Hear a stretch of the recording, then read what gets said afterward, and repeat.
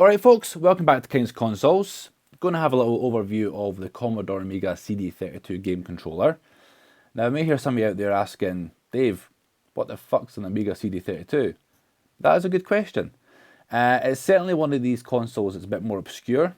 It was released in the UK, but not as popular as your Sony PlayStation would have been or your Sega Saturn. The CD32 was actually a consoleized version of an Amiga 1200. So Commodore back in the day thought with the success of the Super Nintendo and the Mega Drive, they wanted to get in on the gaming market. They obviously had success with their computers like Commodore 64 and the Commodore Amiga itself, but they wanted to try and get into the consoleized market. They had tried before, I believe there was a Commodore 64 cartridge-based system. I've seen pictures of it, but never actually had one. But they were trying to get in there with the big guns with Nintendo and Sega. So what they've effectively done is got the Amiga 1200, packaged it in this neat CD-based system, and released it out to the market. Now, the console itself, the reason you may not have heard of it is there was only 100,000 units sold, according to records. And the main downfall of that is that they were never actually released in North America due to some legal reasons. So what actually happened is mainly Europe, being especially UK, Australia, I believe also Brazil and Canada had releases of the system. And most people believe because it never got released in North America, it never took off as successfully as, let's say for example, the Sony PlayStation did. Which is a shame because it's quite a fun console. I'll show you the controller in just a few moments. That's for the main reason of this video. But it's certainly a console that had a vast library, so it effectively ported over any games that were released on the Amiga 1200. And that could also be its downfall because when you consider that this is going up against the Sony PlayStation, which had the 3D graphics like Crash Bandicoot and Tomb Raider, the games that came on this were more sort of 4th generation as opposed to 5th generation. And this is actually considered, especially in Europe, to be the very first 5th generation console, certainly a 32-bit console. In Japan there was the, I believe it's the FM Martytown, don't quote me on that, I believe that was the very first 32-bit based console, but this is what we got. So let's just get on with it. We'll take a quick look at the box itself, nothing really exciting, but if I do have the box I do like to show it off. So this is if you need to pick up a secondary controller, that's what you see in the shop. Commodore just going with the basis of the logo, just a white box with the blue and red stripes, so nothing spectacular there. And it's just pretty much the exact same design all the way around. You can see here, copyright 1994, so they must have released these after the console was released. As I said, it really only came from, I believe, September 1993 till April 1994. So a very short run. They got discontinued in 94 certainly. I believe there's still consoles out there afterwards. There's where they were based. No idea if they're still there. I very much doubt it. Yeah, I'm very surprised if you still had Commodore's head offices or the locations in that area. Somebody's trying to sell this for, is that £1.50 or £7.50? Hopefully it's not £150. Certainly I never paid anywhere near that for this controller. Yeah, I got this on eBay. I was looking for a second controller for my Amiga CD32, and this came up really cheap. So I thought, you know what? I'll just pick that up because it's in the box as well. But here's the controller itself, as you saw from the front of the box. A bit of an obscurity, really odd controller to be fair. They were obviously not trying to copy the Super Nintendo and the Mega Drive. They could have quite easily made a clone of their controller, and they want to make their own stamp on the controller scene. So this is what they come up with. Rather than having the handles down here, which we know nowadays from your Xbox and, well, your Xbox One and the PlayStation now have that kind of handles that you hold on to, they've kind of went for this sort of shape of holding it like this. Now, all being said, it is actually a really comfortable controller. It's a natural hand position to sit here. You can reach all the buttons easy enough. So there's your 4 buttons there quite easily. You've got your shoulder buttons as well, much like the Super Nintendo. It's got the same amount of buttons bar, actually. Slightly lie, it's not got a select button, but certainly your main buttons, same amount as a Super Nintendo, so they went in that route. Even though it doesn't quite utilise all the buttons in all the games. Plastic is actually really good quality, much the same as a Super Nintendo controller. You can see I'm kind of comparing this to Super Nintendo a lot, especially the fact they use the same kind of primary colours and the green button as well. And we'll start off by looking at that. So the buttons, they don't actually have, let's see if we can focus in there. The buttons don't actually have any, so it's not A or B or 1, 2, 3. It is effectively just the colours. So when you're playing games, it referred to as just your red button, your blue button. Yeah, there's no sort of X, Y, triangle, circle, A, B, C, you know the score. You can see the markings on here as well, referred to, I don't believe this is a video-based system, with it just being CD. I think these are just for the music, because the CD was more famous for music as opposed to video back in the day. So, just much like the PlayStation 1, you could stick an audio CD in here and you could use this to play and pause the audio. It also duplicates your start button, which I'm not a big fan of. The rubber is, I'm surprised this hasn't perished yet. It's not of great quality. It's quite hard to push in. But yeah, that was your play and pause and start button. Some other interesting icons here. I believe this looks like a repeat button. So if you've got a CD and you want to repeat a track, we've got like a 1, 2, 3, but it's in a really strange order. So it's almost like the Olympics when you've got your first, second, and third place. So I don't know what that actually refers to. Never really used this as an audio player, and my memory's a bit fuzzy about what you'd actually need to use that button for.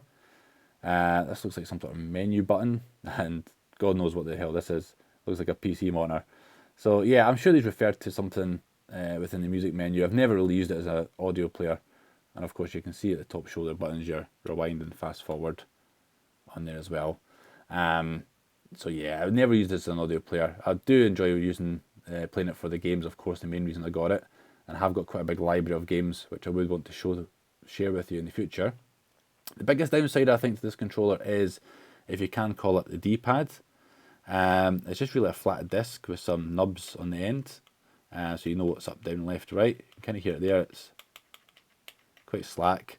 It's not the most responsive. It does work, but I believe due to copyright or patents that you couldn't really get a proper D-pad. Nintendo really had the rights to producing the proper D-pad as we know and love it. As you know, other companies did manage to get around that in the future, like Sony with their versions of it. So this is what the guys came up with. It's not the best. I would certainly recommend as well, if you're going to play Amiga CD32, with my console, when I bought it, I got a third-party controller, a Competition Pro one, and I'll show that in a separate video. But that's a far better controller to use than this, the official one. And just while we're talking about that, the connector is a standardised pin connector, so what you get on typically the Mega Drive or Genesis. So you can, I've used a Mega Drive controller with this before and it does work. Because the games are mainly 4th generation games, so they're all ports of the Amiga 1200. Very little original games came out for the Amiga CD32. They only really use 1 or 2 buttons, so you're going to have, although there's abundance of buttons on this controller, you're going to have more than enough buttons on a Mega Drive controller to play it. I see that the main primary button is this big red one. So if you're playing like shoot 'em ups or the classic games you get in the Amigas, that's your main button you're going to be using. These other ones do get used very rarely. So platformers, you may have a jump button and a fire button, but I don't think the controller was ever fully utilised. Not like the Super Nintendo, which used the shoulder buttons and all your other action buttons on there. I don't know how many times I just said buttons in the past minute, but I would imagine it's quite a lot. You could, even if you wanted to use an Amiga, Atari 2600 joystick if you really felt the need. But there's a lot of other joysticks that came out for the Amiga that you could use in this system as well. Even the mouse, there's a mouse port. So with games like Command and Conquer or any of the Paint simulators, you could plug a mouse in there as well and use it, which is pretty good. At least they kind of thought of that. But yeah, and overall, I do like the controller in terms of its shape, and see the buttons are nice and big to push. They're quite responsive actually, as you can kind of hear there. Even just to put a note, we'll go show the back. Nothing much exciting there, apart from the Commodore Amiga logo and made in China, of course. They've got these kind of inlay parts as well, which is quite nicely house your fingers behind there, as you can kind of see here. So overall, just apart from the D-pad is the biggest letdown. It's actually not too bad controller to use. Certainly, being an adult, if you can call me an adult when you see all the toys and games I have, having larger hands, it's really handy to hold. That's a nice little segue onto a bit of a comparison for you. So let's go back in time after just being banged into something. So this is what it's had to compete with. So obviously released a lot sooner, the Super Nintendo controller, which in my opinion is still one of the best controllers out there. So you can kind of see the similarities in terms of the button layout, the colours of the buttons. They went for the shoulder buttons as well. The general layout is quite similar, apart from obviously you've got diagonal orientation of the buttons here compared to these. Strangely, you can see some of them are bigger, some are smaller. But yeah, that's just a little size comparison. So far bigger controller than the Super Nintendo. And then what followed, of course, was your Sony PlayStation 1 controller.